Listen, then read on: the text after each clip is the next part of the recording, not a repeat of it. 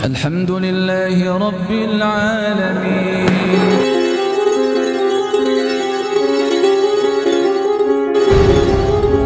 Potensi sakitnya sakaratul maut yang dirasakan oleh orang biasa-biasa seperti kita itu seperti apa? Lebih jauh sakitnya seperti itu. Maka Nabi Shallallahu Alaihi Wasallam memberikan tuntunan doa, Allahumma hawin alayya fi syakaratil maut.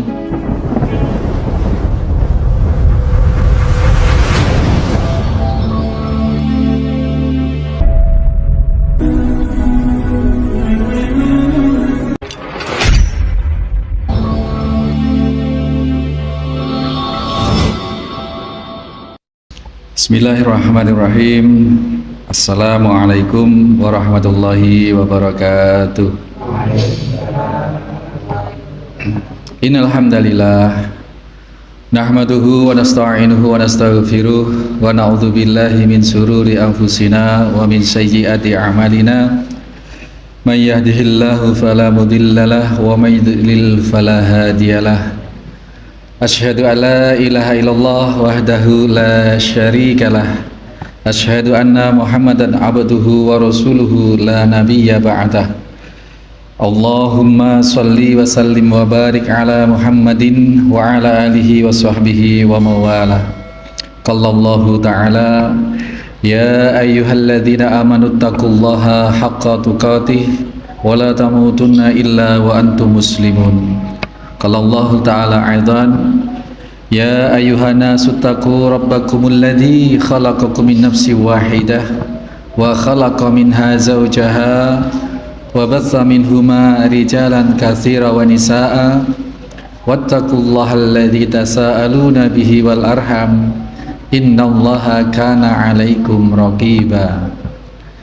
Ya ayyuhalladzina amanu taqullaha wa qulu qawlan sadida yuslih lakum a'malakum wa yaghfir lakum dhunubakum wa may yuti'illaha wa rasulahu faqad faza fawzan 'adzim. Segala puji teruntuk Allah Subhanahu wa taala yang tidak putus-putusnya memberikan kenikmatan kepada kita sehingga kita sejamaah Masjid Al-Muslimun masih bisa istiqomah tanpa halangan. Kesempatan maupun kesehatan Allah fasilitaskan buat kita sehingga malam hari ini, petang kali ini kita masih bisa bermuwajahah untuk mengikhtiarkan amal soleh berupa majelis ilmu, berupa kita membahas hadis-hadis Nabi Shallallahu Alaihi Wasallam yang tersusun termaktub di dalam kitab Ar-Riyadhus Shalihin karya Imam An-Nawawi rahimahullahu taala. Sholawat serta salam senantiasa kita haturkan kepada junjungan kita Nabiullah Muhammad sallallahu alaihi wasallam yang dengan jasa beliau kita mengenal yang hak dan yang batil. Kita mengenal metode, cara-cara bagaimana memperoleh yang hak itu dan bagaimana untuk membuang yang batil itu, dan juga ditunjukkan tempat kembali, mana yang tempat kembali syarrul bariyah maupun yang khairul bariyah, tempat kembali yang seburuk-buruk tempat kembali maupun tempat kembali yang sebaik-baik tempat kembali.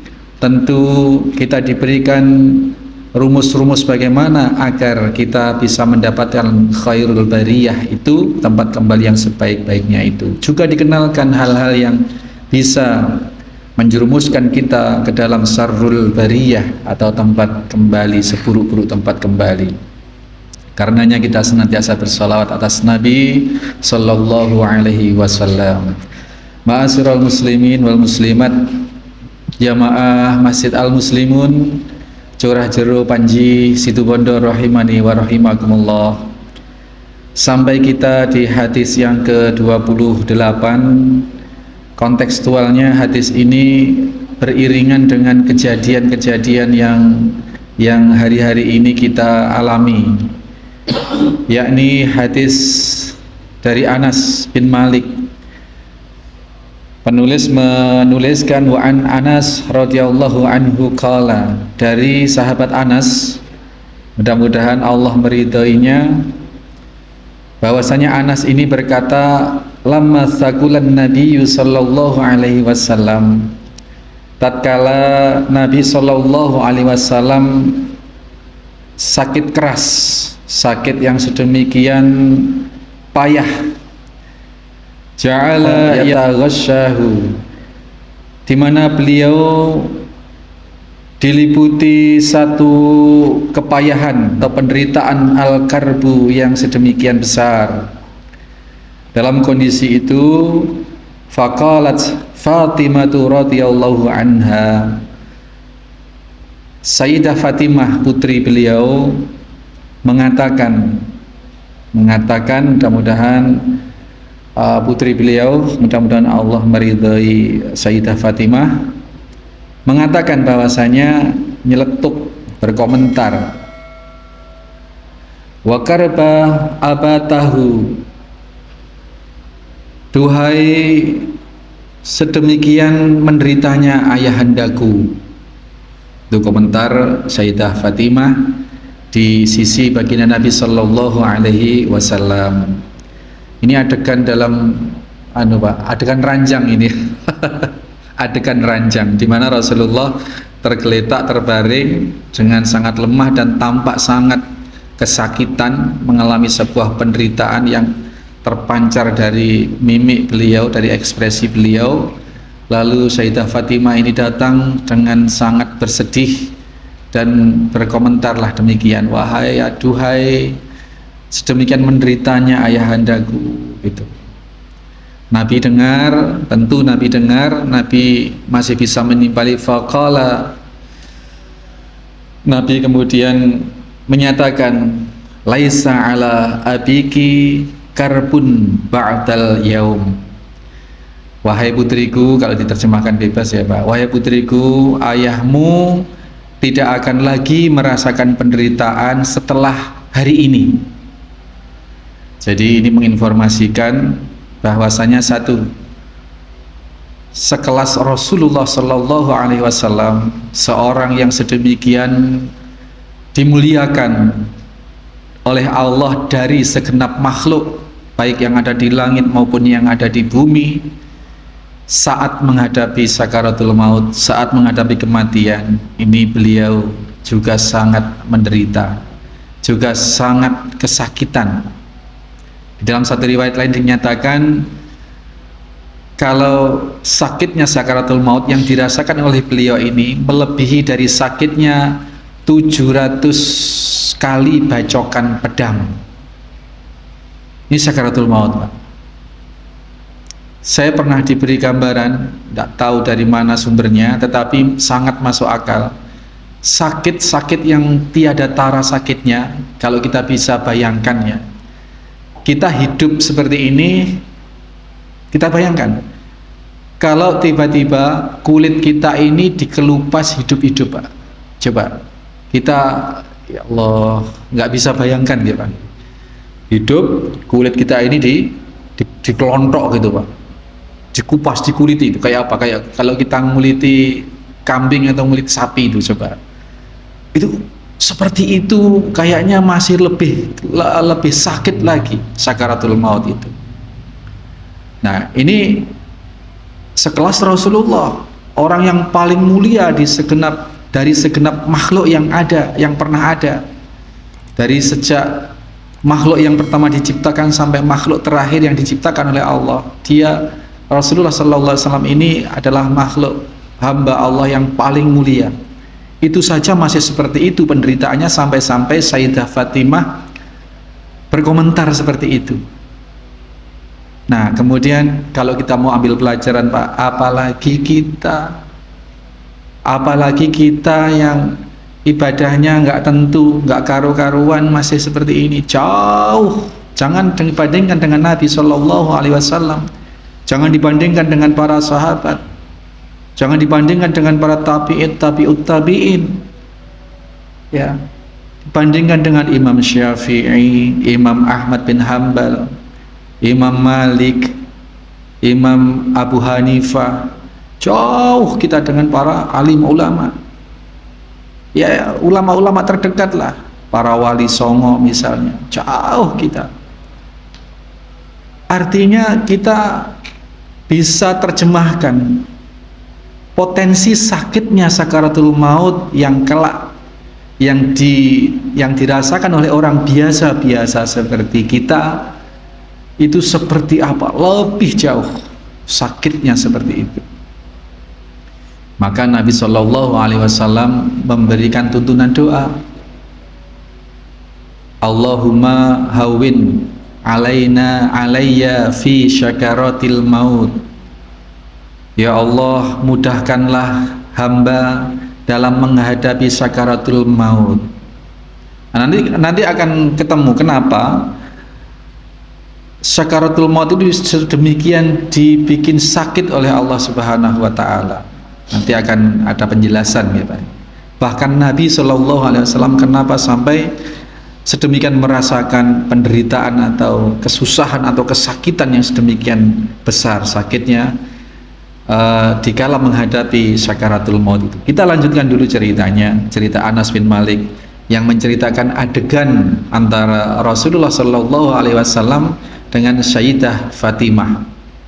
Ini berarti ini Anas bin Malik mendapatkan kisah ini karena Anas bin Malik memang hidup di masa-masa itu.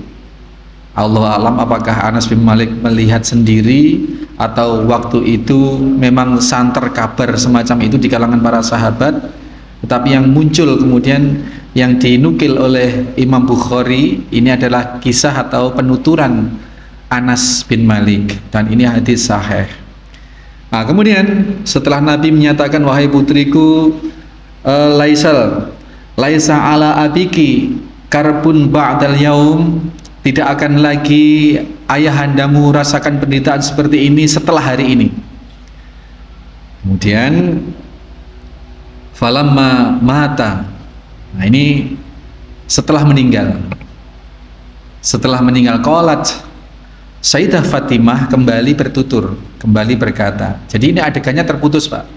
Itu adegan ketika Rasulullah masih hidup dan masih berhadapan-hadapan dengan sakarat, dengan maut di hari yang sama. Tetapi saat kematian, pas kematiannya, tampaknya Sayyidah Fatimah tidak ada. Hadis ini bersambung ketika Rasulullah Shallallahu Alaihi Wasallam telah meninggal dan telah dimakamkan. Berarti sudah berganti hari, karena Rasulullah meninggal hari Selasa itu tidak langsung dimakamkan hari itu. Nah, ini kemudian komentar Sayyidah Fatimah berikutnya ini adalah hari berikutnya, tidak satu kali kejadian, tapi Anas bin Malik merangkai dalam satu periwayatan begitu. Nah, kemudian falamma mata, setelah kematian baginda Nabi sallallahu alaihi wasallam, qalat Sayyidah Fatimah berkata, ya abatah, wahai ayahandaku, ajaba rabba da'ak, ajaba rabba da'ahu, engkau telah memenuhi panggilan Rabbmu, engkau telah memenuhi panggilan Rabbmu. Ya abatah, wahai ayahanda, jannatul firdausi ma'wahu, surga firdaus adalah tempatmu. Ini apa? Penjustifikasian, dan ini hanya boleh ditujukan kepada untuk para nabi dan rasul yang memang sudah nyata-nyata tempatnya adalah surga. Ya, ini Sayyidah Fatimah menyatakan bahwasanya jannatul firdausi ma'wahu, jannah firdaus, surga firdaus adalah tempat beliau, tempat Rasulullah Shallallahu Alaihi Wasallam. Ini bukan berarti disi kerso, bukan berarti mengada-ada, karena sudah sedemikian banyak firman-firman Allah maupun hadis-hadis Nabi Shallallahu Alaihi Wasallam yang telah terdahulu tersampaikan bahwasanya Nabi, para nabi dan rasul, terkhusus Rasulullah Muhammad SAW itu berada di jannah yang tertinggi, yakni surga firdaus. Dan ini tidak boleh kita terapkan, kita sampaikan atau kita omongkan kepada orang-orang sekarang. Maaf, menyatakan orang yang telah meninggal ini sebagai mati syahid, itu saja tidak boleh. Karena apa? Karena kita hanya diberi tanda-tanda, kita hanya diberikan pengetahuan tentang kriteria-kriteria orang mati syahid. Tetapi bahwasanya si fulan ini termasuk syuhada atau termasuk syahid atau tidak, ini kita tidak diberi pengetahuan secara pasti. Yang tahu hanya Allah Subhanahu wa ta'ala. Sehingga menghukumi seseorang yang meninggal ini adalah dia sebagai orang yang mendapat rahmat dari Allah pun, itu kita tidak boleh. Yang boleh adalah mendoakan, mudah-mudahan dia atau mudah-mudahan engkau wahai mayit mendapatkan rahmat dari Allah. Maksud saya, kita mulai hari ini berhenti mengatakan orang yang mati itu dengan almarhum. Almarhum itu adalah gelar bagi sesuatu yang mendapatkan rahmat dari Allah. Rahmat itu adalah surga. Ketika kita menyatakan almarhum si fulan, berarti kita sudah memastikan bahwa si fulan benar-benar sudah mendapatkan rahmat dari Allah dan diberi surga. Padahal belum tentu. Yang benar bagaimana? Yang benar ya Allah yarham. Mudah-mudahan Allah merahmati dia. Bapak si fulan yang telah meninggal, Bapak si fulan Allah yarham. Nah, kalau kita menyatakan almarhum si fulan, almarhum Bapak fulan, berarti kita sudah disi kerso, Pak. Kita sudah menghukumi sesuatu yang kita tidak punya pengetahuan tentang hal itu. Ini salah kaprah. Posisi menyatakan almarhum itu salah, tapi sudah sedemikian kaprah. Jadi demi kesahihan atau demi keselamatan kita terhindar dari larangan-larangan Allah, ya kita berusaha dirubah atau tidak usah mengucapkan apa-apa, sudah sebutkan namanya saja, tidak usah almarhum. Kalau tidak, terbiasa dengan Allahu yarham, gitu ya. Atau pakai yang bahasa-bahasa daerah aja lah, ruwai. Nggih Pak nggih. Di orang Jawa itu ruwai. Ruwai Mbah Suro kailu, ruwai. Atau lek bahasa kromo itu suwargi. Suwargi Mbah Paing. Suwargi Mbah Paing iko waktu uripe ngene-ngene. Oh, ruwai Mbah Paing ke termasuk dulure dhewe gini-gini. Ah, seperti itu. Bukan almarhum. Kalau almarhum itu kita memberikan gelar, Pak. Gelar status pada orang yang tersebut. Seperti kalau para sahabat memang sudah diberi gelar oleh Rasulullah radhiyallahu anhu. Allah meridhoi dia, bukan mudah-mudahan lagi, tapi itu satu gelar bahwa Allah meridhoi si fulan sahabat itu. Radhiyallahu anha bagi perempuan Fatimah tadi itu. Karena memang benar-benar Allah telah meridhoi Fatimah, dan itu ada informasi valid dari baginda Nabi Shallallahu Alaihi Wasallam. Tapi kepada Mbah Suro, Mbah Paing tadi itu, Rasul tidak menyampaikan kepada kita bahwa Mbah Suro, Mbah Paing, Mbah Noyo, Mbah Suto itu meninggal dalam rahmat Allah. Kita tidak diberi pengetahuan tentang itu, sehingga tidak boleh kita mengatakan demikian. Itu Bang ya. Jadi ibu-ibu ini perlu diingat-ingat betul, dicatat dalam hati. Kita hindari perkataan almarhum. Oh, tapi wangel Pak, karena sudah ya gitu, sudah biasa itu loh. Tapi ketahuilah bahwa itu terlarang, menghukumi sesuatu yang kita tidak tahu, Pak. Yang boleh adalah mendoakan tadi itu.